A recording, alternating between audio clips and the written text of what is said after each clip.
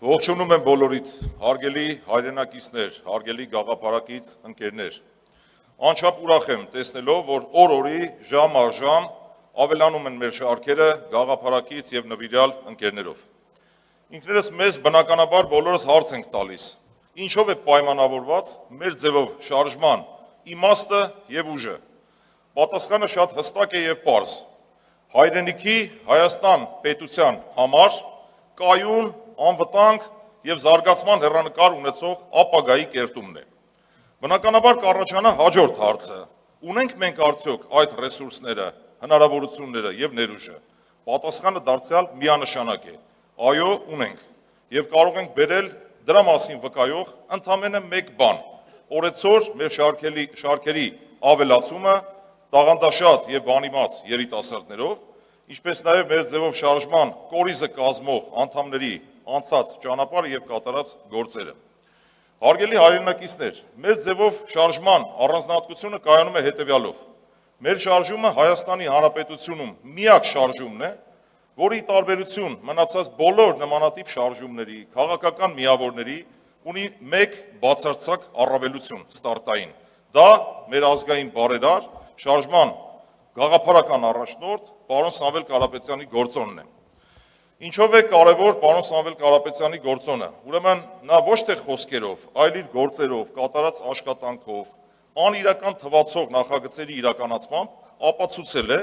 որ Հայաստանում կարելի է կառուցել հզոր տնտեսություն, ունենալ ոչ միայն հոգևոր, այլ նաև տնտեսական վերածնունդ։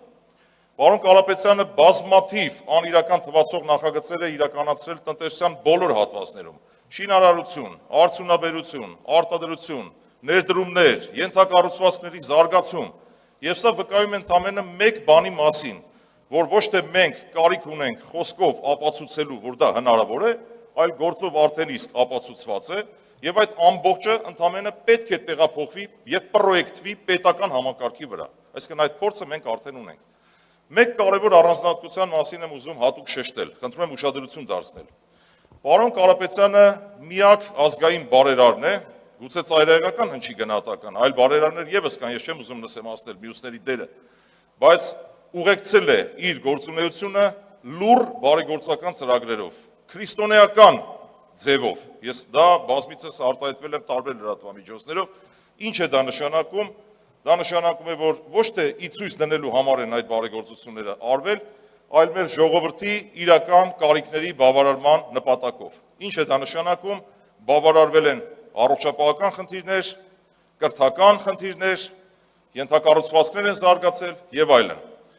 Եվ սա կարելի է դիտարկել որպես բիզնեսի սոցիալական պատասխանատվության յուրօրինակ մոդել։ Այս տերմինը ես առաջին անգամ եմ օգտագործում։ Եվ կարելի է այս օրինակը լավ իմաստով վարակիչ դարձնել եւ տարածել, տիրաժավորել ողջ Հայաստանի Հանրապետությունով մեկ։ Հարգելի հայրենակիցներ, այսօր մենք ունենք մի իրավիճակ, որ Հայաստանի Հանրապետության տնտեսությունը կարող ենք վստահաբար բնութագրել վատ իմաստով, որպես գաղութային տնտեսություն։ Ինչ է դա նշանակում, որպեսզի բառը թյուրիմացության մեջ չգցի։ Մեր տնտեսության 60%-ից ավելին բաժին ընկնում առևտրի եւ ծառայությունների ոլորտին։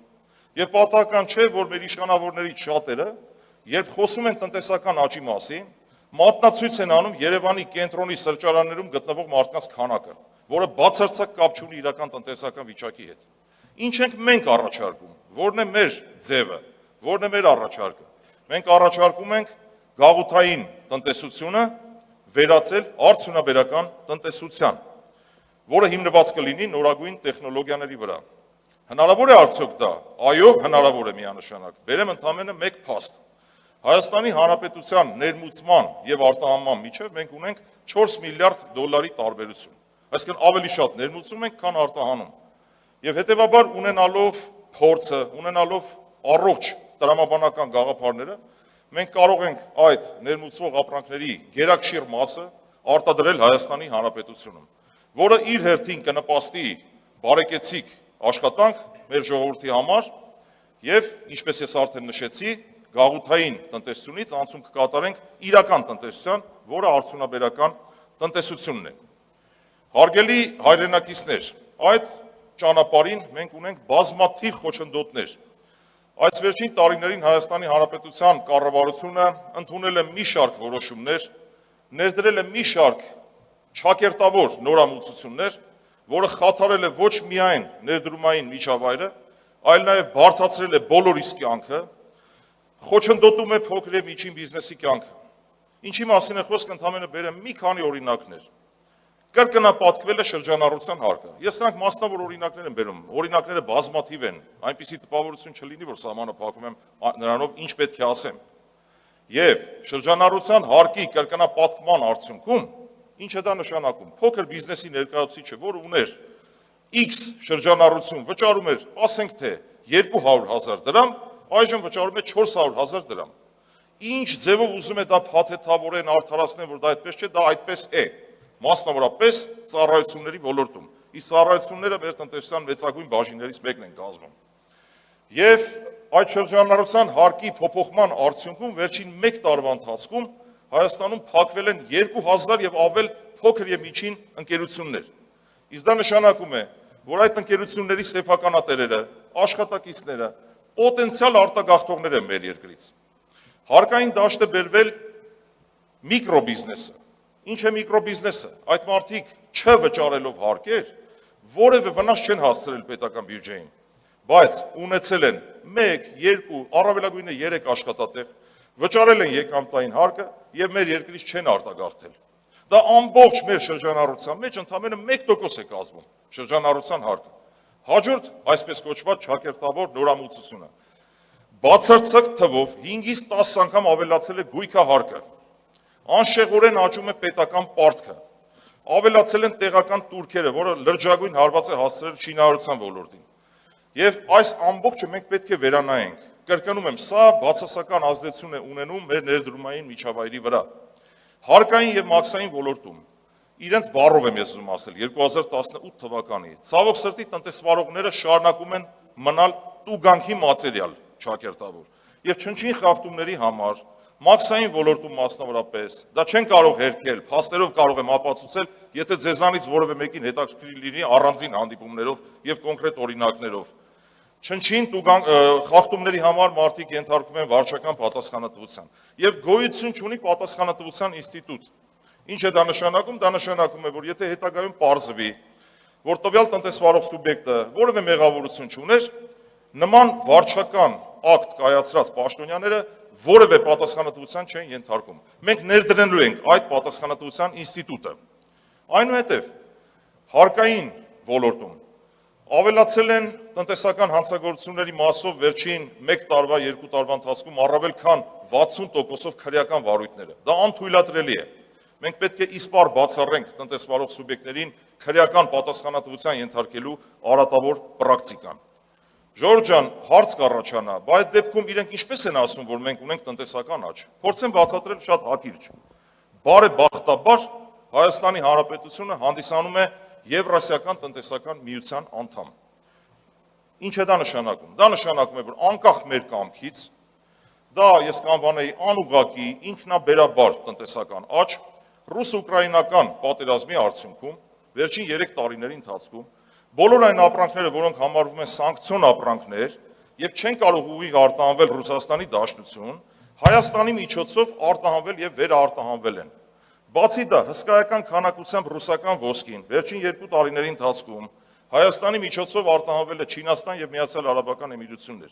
ինչը հիմք է տվել գործող իշխանություններին ուռճացնել թվերը, որ իբրև թե մենք ունենք արտահանման լուրջ ցուցանիշներ։ Հիմա ինչ են անում։ Որոշ հարկատուների հաշվին ընդունել են կառավարության որոշում, ասում են,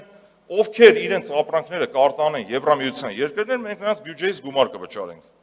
Դա քաղաքական շարժառիթներ ունի։ Դրա մասին թողնենք մի կողմ։ Դա լավ է, որ Եվրամիություն արտահանվեն մեր ապրանքները, բայց դրան զուգահեռ պետք է խթանվեն նաև այլ երկրներ եւս արտահանումները, ոչ թե սահմանափակվեն միայն Եվրամիությունով։ Եվ վերջին բանի մասին, որ ուզում եմ խոսել ձեր ժամանակը խնայելով, ուրեմն դա տեղեկատվության փոխանակման, տեղեկատվության տրամադրման ինստիտուտի բացակայությունն է մեր երկրում։